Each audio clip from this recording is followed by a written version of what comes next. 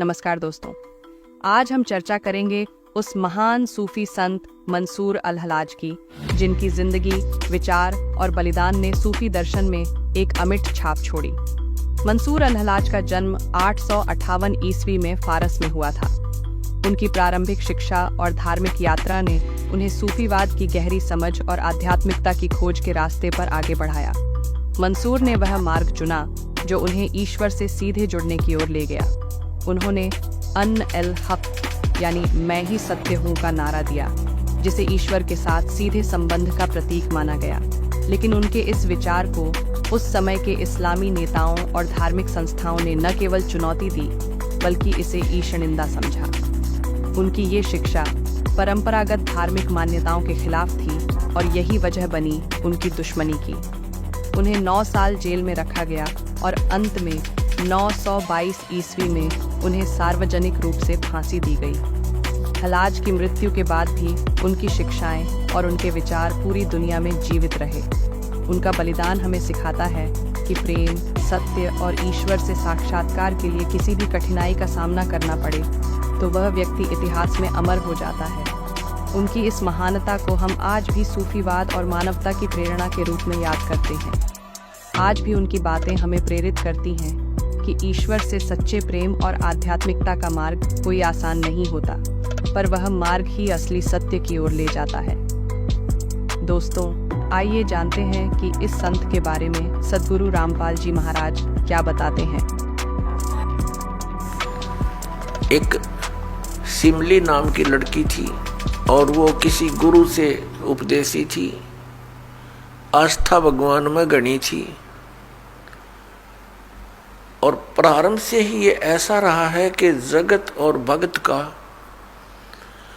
आपस में मतभेद बना रहा और जिस कारण से भक्तों को बहुत कठिन यातनाएं सहन करनी पड़ी।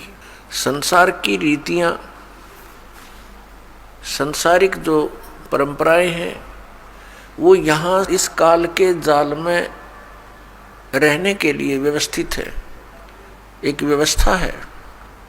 और जो लोग परमात्मा से परिचित नहीं है वो इन्हीं में व्यवस्थित है। उस लड़की की बहुत आस्था थी। नगर के बाहर एक साधु का आश्रम था। वो लड़की उस महात्मा को आहार करा के आती थी, उनकी सेवा भी करती थी और शाम के समय अपने घर आ जाती थी। कुल के लोगों ने, परिजनों ने बहुत कुछ प्रतिबंध लगाए, लेकिन लड़की नहीं मानी। उस सिमली का एक भाई था, मंसूर नाम था उसका। उसको अन्य व्यक्तियों ने कहा कि आपकी बहन शाम के समय और गैर टाइम को वक्त जाती है संत के आश्रम में। देख ले भाई, इज्जत का सवाल है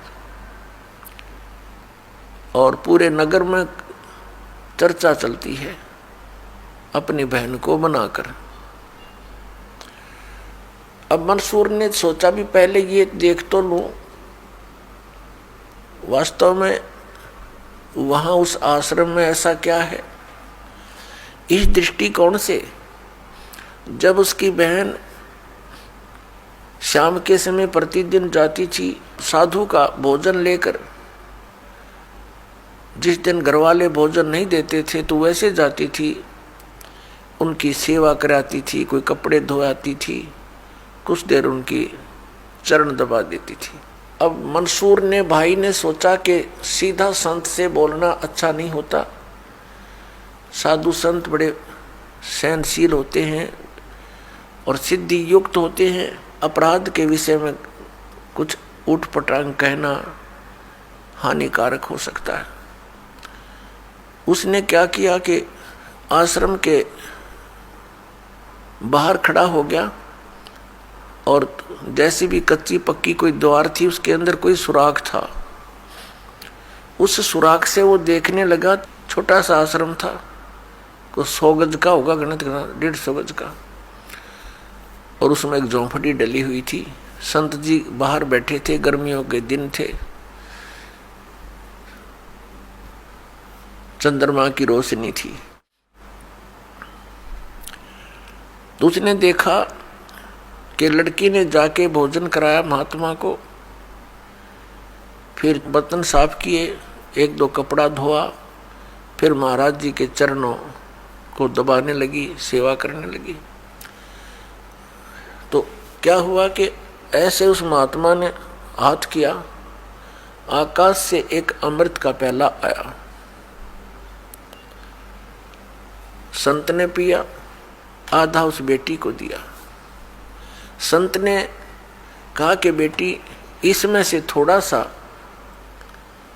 एक नालायक व्यक्ति खड़ा है, उसके भी मार देख छींट, इस सुराख के अंदर से जा और उसके भी लगा दे, थोड़ी सी कल्याण हो जा, एक नालायक व्यक्ति खड़ा है। अब उसने जाकर के, लड़की ने आदेश पालन करना था, सुराख में से ऐसे कर दिया। उसने देखा कौन है, कैसे है, तो उसके भी जीभ पर वो थोड़ा सा अमृत की छींट लगी। एकदम उसके हृदय में एक विशेष प्रेरणा हुई कि मैं बहुत पापी हूं, मैं नीच हूं, और ऐसे पाक साफ महापुरुष के विषय में मेरे मन में दोष आया। रोता हुआ आश्रम के अंदर प्रवेश हुआ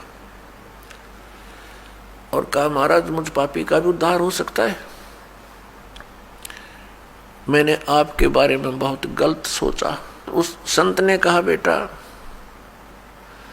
जब तक बोध नहीं होता, ज्ञान नहीं होता, तब तक प्राणी के ऐसे अपराध अक्षमा करने योग्य होते हैं। और बेटा कोई जानबूझ कर करोगे, दीक्षा उपदेश लेने के बाद आपके मन में ऐसा संत के गुरु के प्रति दोष आता है, तो फिर आप पाप के भागी भारी बन जाओगे। काफी देर सत्संग सुनाया।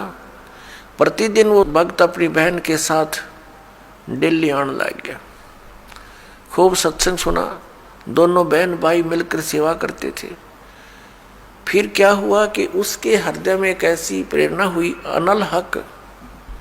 उस संत ने उसको एक मंत्र दे दिया, अनल हक, कि इसका जाप किया कर। अपने आत्माओं, पिछले पुण्यकर्मी प्राणी ही परमात्मा की खोज में लगते हैं, उनको ही इतना शीघ्र इन बातों का असर होता है, संत के वचनों का।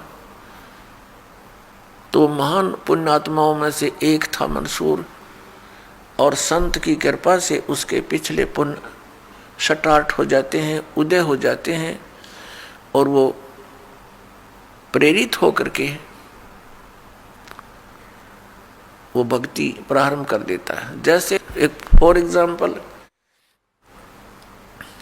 जैसे कोई कटोरी में घी डाल रखा है, उसमें एक ज्योति भी रखी है, और वो ज्योति जला रखी थी, बुझ गई, घी भी है उसके अंदर, बनी बनाई बाती भी उपलब्ध है। एक सीख लगाने की आवश्यकता है, वो जग जाएगी। तो जितने भी पुण्यकर्मी प्राणी हैं, जो भी साधु संत महापुरुषों के प्रवचन सुनते हैं, किसी भी संत के, चाहे उसने भक्ति मार्ग का कति ज्ञान नहीं, लेकिन भगवान की महिमा तो वो भी सुना ही देते हैं। तो उससे क्या होता है कि वह ज्योत जग जाती है। अब वह ज्योत तक जगगी, जब तक पूर्व जन्म का उसके अंदर घी है, यानी पुण्य है, तो वो जगेगी, प्रेरणा बनी रहेगी भगवान के पाने की।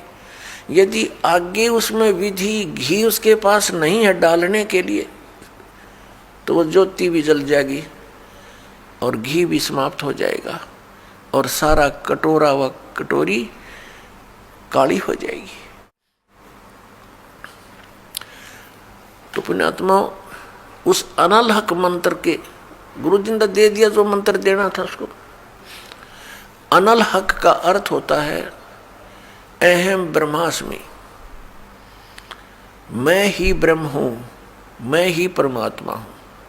अनल हक, हालांकि ये कोई मंत्र वंत्र नहीं था, लेकिन उस मंसूर के अंदर वो पूर्व जन्म का घी और ज्योति रह रही थी, वह जगेगी। अब उस मंत्र से भविष्य में तो कोई लाभ उसको होना नहीं था, क्योंकि वो चार्जर ठीक नहीं था। पूर्व जन्म की बैटरी से उसमें इतना प्रभाव था, इतने पुण्यों से, कि उसने अनल हक कहना शुरू कर दिया कि मैं ही परमात्मा हूँ। अब भोली आत्माओं पुण्यात्माओं को जैसा भी गुरु ज्ञान देता है वो तो दृढ़ होते हैं। गुरु जी ने 2 दूना 6 कह दिया तो वो 6 ही बोलते रहेंगे। घर वाला कहेगा, कोई उसको बताना चाहेगा, वो नहीं मानेगा, कहता नहीं मेरे गुरु जी ने ऐसे ही बोला। तो अबोध बच्चे ऐसे ही होते हैं।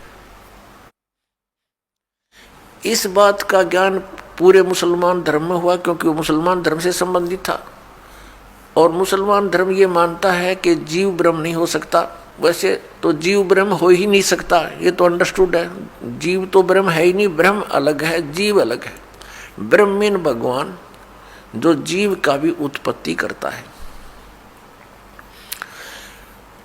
लेकिन मुसलमान धर्म ये मानते हैं कि पृथ्वी पर परमात्मा नहीं आ सकता।